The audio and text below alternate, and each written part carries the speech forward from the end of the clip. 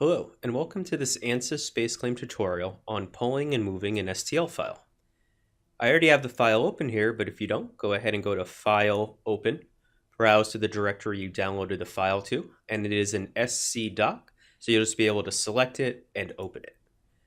Notice in this file there are two separate bodies. There's the original solid body, and there's also the STL mesh version.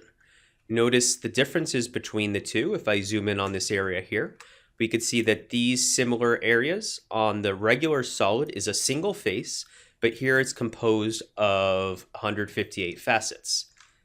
Now this face really matches up to this one, but they are very similar on both sides. You notice one face here, and this one is 158 facets, and this one is 236. I am double clicking in order to select all of the facets on this planar face here. Also notice that with rounded faces, it is a single face on a solid, and it's classified by being a cylinder with a radius.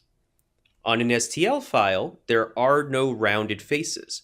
If I go ahead and I look at a top view here and zoom in, you'll actually see that this round is comprised of a number of straight, planar, triangular faces. So here, this set of rounds is actually made up of 38 triangular facets instead of just one cylindrical face. So there are differences between the two models. But let's go ahead and take a look at pulling and moving a regular solid versus an STL file. And as a refresher, we're going to look at pulling and moving a solid. Now I'm going to look at these two areas in comparison. Notice that on the solid, I can select a single face and drag to pull. On our STL, if I select a single facet and pull, notice that it only operates on that facet. And what I'm going to do here is before letting go, I'm going to hit escape to cancel that out. If you drag and let go, you might want to hit the undo button to get back here. In order for this to work, just like on the other side, I need to double click to select all of the facets on the top. And now you can see that I can pull these up and down. Now what's happening on the sides is a little different too. Here, when I pull on the solid face, these faces are just extending. But when I pull on this set of facets here, notice that the triangles on the side are adapting and adjusting. The points are moving and those triangles are changing size. Now here, what I'm doing is I'm pulling a face that is perpendicular or 90 degrees to the faces on the side. Same thing here, and that's why these two pulls work similarly, because the faces on the side are perpendicular to the faces that I'm pulling. But let's take a look at where this might be a little bit different. If I grab this face right here, notice a few things. One, there is an angle other than 90 between this face here, and there's also a round. Notice that when I pull this face, the round goes with it. It moves up and down along this face right here. And this face that is also not at 90 degrees to this one gets extended or trimmed as I pull this face. If we come over to our faceted model and I control select these two faces, one, the direction is not initially perpendicular. If I hold down Alt and click one of those faces, it'll align to that. And notice here that some different behavior is happening. The faces on the side are not extending in their initial direction. They are moving and getting pulled with that face. Also notice that this round is not moving with it. It is staying in its location as the face next to it changes direction. Now, if I hold down the Alt key and I choose something else, like one of these facets here, to align the pull direction to, more similarly to the direction when I selected this face, notice again how all the other triangles and facets adjust. They do not extend and trim in their directions. They are all going in the direction of my pull tool. So you'll notice that when the neighboring faces are not perpendicular and when there are rounds attached to the facets you're pulling, you get much different behavior than when you pull a face on a solid. There are some other situations that are similar. If I select this hole right here, it's just one face, I can use the pull tool to drag it bigger and smaller. On the STL, I may have to double click once, maybe even twice while holding down Control to grab all of the facets in that hole. And you'll notice I am able to pull that hole bigger and smaller. There are, however, some differences. For this, I'm going to pan over and zoom in on this hole with a round on it.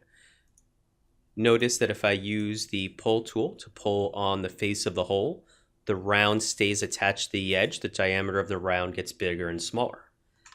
If I pan over to the STL with the same geometry and I double click on one of these faces to grab the loop, notice that as I pull in and out, no changes are made to the round. So in STLs, there is no smart association between one set of facets and another. The same may be true for a set of rounds. First, let me go over to our regular solid model. If I pull on just this rounded face, it stays nice and tangent to the two neighboring faces. If I try to do the same thing on the STL file, first of all, my double click picked up an extra face. So I'm just going to hold Control and deselect. And here you'll see it's quite a bit different. The round is getting bigger and smaller, but it is not maintaining tangency to the neighboring faces, and the angle of the neighboring faces do change. You'll also notice that working with edges is a little bit different. So if I select an edge and I pull it, notice it adds a round. On an STL file, if I grab an edge and pull it, it's similar to moving it. It just takes that edge and pulls it out or in. It will not add rounded geometry. So this is some basic functionality of the pull tool. You are able to select multiple regions, just like on a regular solid, and pull them all together. But just be careful of the neighboring faces because the change you expect may not be the change that happens. Another thing to be aware of is that sometimes when you pull facets, you may introduce some bad intersections.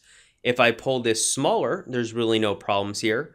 But if I pull it bigger and I start passing across other facets, notice that I get this pink color, which is the inside faces, instead of the blue color, which is the outer ones. Now, making a change this big may not be reasonable, but you may want to make the hole, say, be this size. And now you have some of the original facets on the other side intersecting improperly to this hole. So after pulling on some faces, you may need to use one of the tools in the Facets tab, the Intersections tool. Turn it on, select the mesh. It'll show you all these bad self-intersections. Click the check mark, and it'll go ahead and clean those up so that the facets are trimmed correctly. So we're going to go back to a home view, and we're going to talk about the Move tool. Move in many situations works just like pull. If I select this face and turn on the Move tool, I could choose the direction I want to move it in and then drag my mouse. Now again, on faces that have all perpendicular neighbors to them, the translating functionality of the Move tool works just like on a regular solid and is also similar to pull. However, rotational functionality is quite a bit different.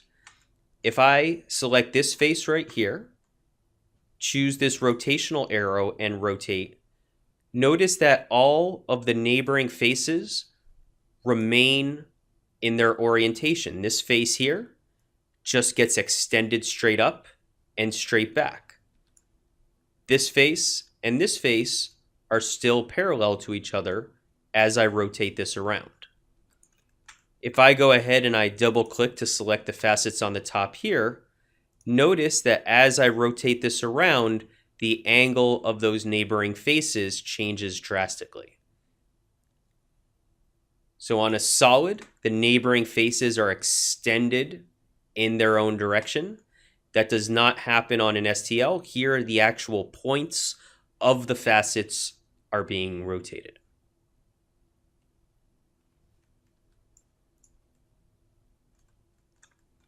Working with holes on a regular solid, here I can translate this hole. Notice that I can break through other walls and it'll be able to translate nice and clean. Here, if I double click to select this loop of facets on this hole and I translate it, you notice that if I stay within the face, I get similar functionality. Here, if I try to break through a wall, I get the same kind of thing that happened when I tried pulling this hole too big. You'll notice we may introduce some self intersections. So after making a drastic translation like this, we'll need to use the facets tool, turn on intersections, select our mesh and hit the check mark. Or the auto fix tool also fixes intersections, but it may fix some other things like open regions that you don't want. Now here, it's cleaned up the bad intersections, but it made this extra piece. I could always use my separate tool to separate this into a second mesh. And then I can always delete that second mesh if I did need to move that hole to that edge. So you will see that there are some similarities between moving, whether it's translating or rotating. Anytime you see those pink faces come up, like here by taking this face and translating it away, again, notice that the round did not come with it. If I select this face here, or actually this face here compares to this face in here, if I take this face and I translate it, notice that the rounds come with it because the rounds are attached to this face and we maintain tangency as we translate this face. If I come back over to our mesh here and I just select these two facets here and I translate in the blue direction, notice that the rounds do not come with it. In an STL, the rounds are not intelligent. I could also select those rounds by doing some double clicks. I may need to change the direction of the move tool by holding Alt when I click, but now I can move all of those facets together. Again, depending on how far you move something, you may introduce those purple faces. And after those pink or purple faces are introduced, you may just need to run the intersections tool in the facets tab in order to clean that up. You also find some similarities and differences when it comes to moving edges. Notice with the move tool on a regular solid, I could take the edge of this hole, translate it left or right to put an angle on that hole. I could just take a single edge and I can go ahead and move that in a particular direction as well. Here's another edge that we can move, adding some draft to that face. Similar functionality works on an STL file. If I select an edge, notice that I can take that edge and translate it in a certain direction. Again, it may be important to hold down the Shift key while double clicking to select an entire loop. We may need to hold down the Alt key and select some other geometry in order to orient the move tool in the particular direction I want. So I can hold down Alt and click this edge to make the move tool go in that direction. And now you see that I can take these edges and move them instead of moving the face. So you'll see some similarities and differences between the move tool and the pull tool. After making some pull and move operations on an STL, it's a good idea in the Facets tab to do a check mesh, see if we've introduced any areas that we may need to use the auto fix or the intersections tool to fix. And there is an additional tutorial on STL repair and dealing with some of these issues. And one last tip, just remember if you're moving a group of things, you want to pay attention when you're doing a box select to what your face selection is. If this is set to automatic, and I drag a box that goes around these faces here, notice that it may not grab all of the facets. And if I try to do a move operation now, using Alt to change the direction of my move tool, it may not move the way I want. So just remember to change this to through. And that way, when you box select over an area, it'll grab all of the facets you intended to move, and you can get a better translation. So remember that you can pull and move on an STL. Some of the functionality is similar to working with a solid, and some of it is different. Thank you, and have a great day.